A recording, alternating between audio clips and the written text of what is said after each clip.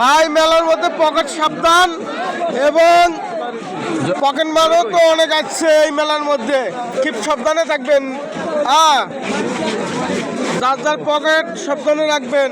মুখ দেখাও ভাই, মেলার মধ্যে আসছেন, পকেট সাবধান। অনেক কষ্ট করে চলতেছি আমরা। কাকি কিছু বলবেন ইউটিউবে? আপু বলেন বলেন। আপু